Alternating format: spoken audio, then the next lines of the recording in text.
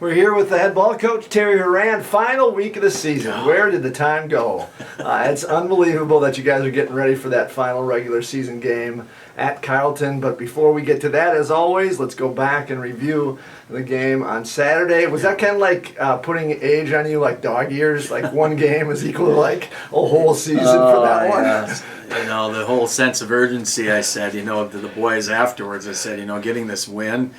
Heck yes, it's not easy to win at any level, right? And especially when you're going into a game with McAllister, who they've kind of had their way with McAllister over the last several years, and but knowing that they're probably one of the most improved teams, if not the most improved team in our league as the season's gone on, especially from last year to this year and what Phil has done, but.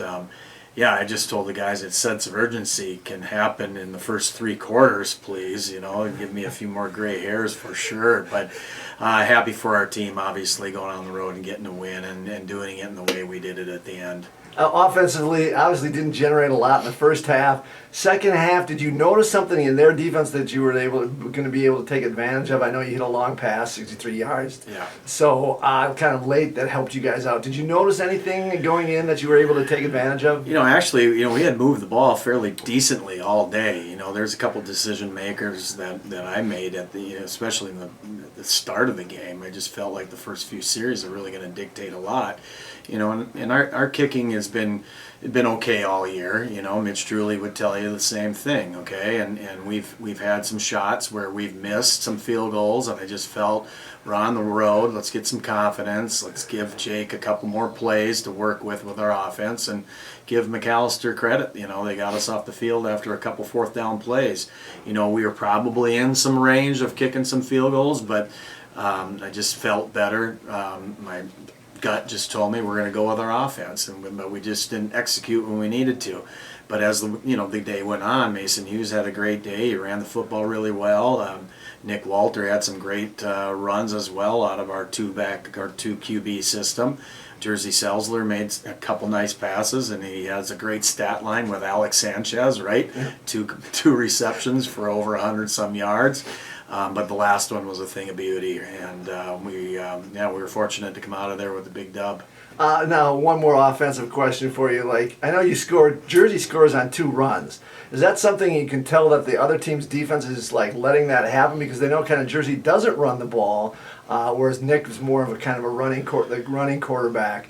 Is that something that you saw that, we can take advantage, let Jersey run that ball, and he's not going to get touched going into the end zone? Yeah, it basically kind of comes down to both of them are athletes, and both of them can throw the ball, both of them can run the ball. I mean, to play a quarterback at our level, you got to be able to do both well. I mean, there's certain things each of them do maybe a little bit better than the other one, but in those instances right there, receivers might have been covered up. Maybe he was getting flushed out of the pocket, decided to run, uses athleticism and make a play, and he certainly made a play. He's gutsy, he's competitive, he wants to win, and so does Nick Walters, so we were just really happy to see it happen. Now defensively, obviously the big talking point is going to be Kyle Magas again. Yeah. 11 tackles, an interception late in the game, gets the defensive player of the week. But what fans might not have seen, and on that play that he intercepts, Troy Hansen comes kind of off the edge and forces their quarterback just to throw it in a hurry, and he just lobbed it up, and Kyle was able to make. What did Troy Hansen do on that play, and what has he done this season? Well, he's brought a lot of pressure, and he's my diaper dandy, right? He's a freshman phenom. He's certainly a gift for us, and he's going to be an exceptional player by the time he's all said and done here. Just his size and his speed, his athleticism, he puts a lot of pressure on people. I think he even tipped the ball, to be honest with you, and because it was fluttering out there, and their QB had been slicing us pretty good at times. I mean, they have a system that they don't make many mistakes, and it's high percentage passes, and he was pretty much on target most of the day. Our D's really played solid, and then obviously getting the pressure by Hansen, who he had a sack earlier in the day. So QBs are going to feel that, especially when he's hounding them all the time. But yeah, Kyle gets the big pick, runs it out to about the 26-yard line, and the very next play we get the 68-yard pass, which sets us up for the game winner. Now let's go forward to the last week of the season. You're playing at Carleton. That's a big ask because not only are they playing really well and they've done well this season, they've got a great quarterback, but you're also playing on natural grass for the first time all season. Is it going to be a thing where you're looking to stop them defensively from their offense so you guys can get on the board and maybe a low-scoring game, or do you think it's going to be one of those 35-30 games? I would just want the win, right? I don't care how we get there. We just want the win. Their offense is solid, and Jack Curtis is a 3-year starter. When you think of the elite quarterbacks in our league, he is one of those. Obviously, the Drews from Bethel, and you got Feeney at St. John's, but Jack Curtis is a 3-year starter, and he can sling it. I mean, they're about 66% pass. I mean, they run the ball to keep you honest and whatnot, and he also can run the ball because he's super athletic. But he's got a plethora of receivers. They're pretty senior dominated on the offense. That's kind of been their ammo. He's got a nice offensive line. They're protecting him, and he's getting rid of the football. So they can score points with the best of them. I was looking at stats. When we played them last year, offensively, they were averaging about 365 a game. They're about 420 a game. So they really have improved offensively too.